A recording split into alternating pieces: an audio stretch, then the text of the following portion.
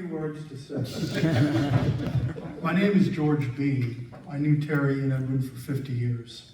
I met him when I was a freshman in college. You have this piece of paper, several pages. I wrote this. I didn't put my name on it because I wanted to be invisible, but it came to you guys so that you who knew him would have something to take home.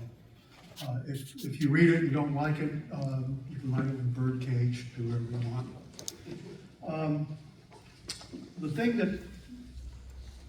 that I remember most about Terry is his kindness and his generosity. The donation that he gave to Duke University was extraordinary.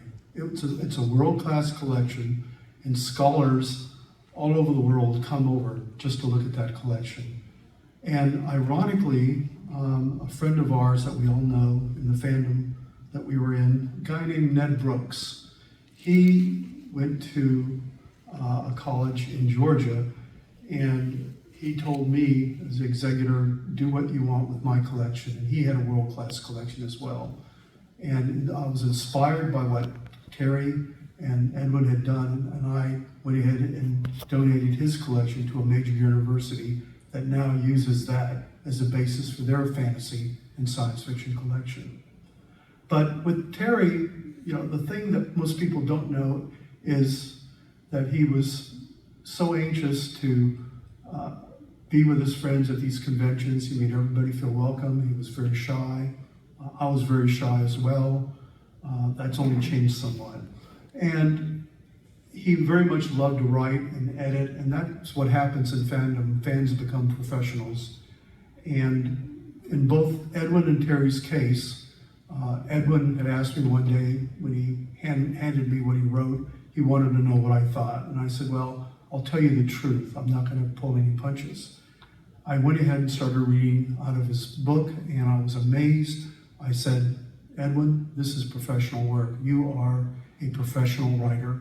And if you wanted to get published with more projects, that could very well happen.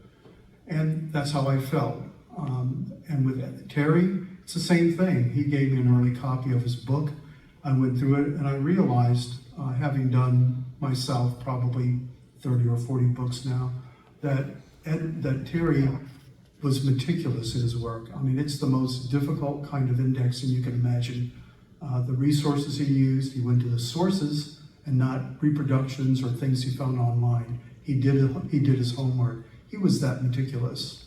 And I admired that because every time I started doing books that involved that kind of thing, I thought of Terry's very thick book and the 4 years that it took for him to put it together. I was in touch with him for the last several months, and we would talk on the phone, and Edwin doesn't have a cell phone, so that kind of was a drawback for him, so I relayed everything to him. But Terry and I would either talk, and then when he had the tracheotomy, we started texting back and forth. And the thing that struck me was that he never gave up hope.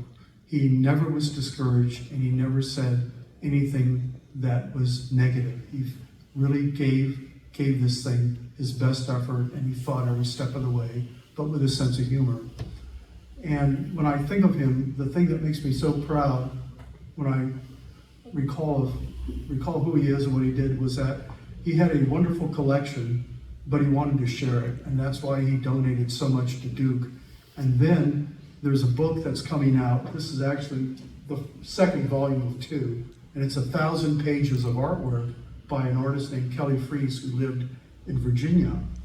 And I realized when I looked at the book that a lot of the pieces that were missing, some important pieces, were not in the book, and it's because they were in Terry's collection. So I said, Terry, I'm coming down to scan everything and put it in the book. And I wrote an appreciation of Kelly Freese because he was like a second father to me.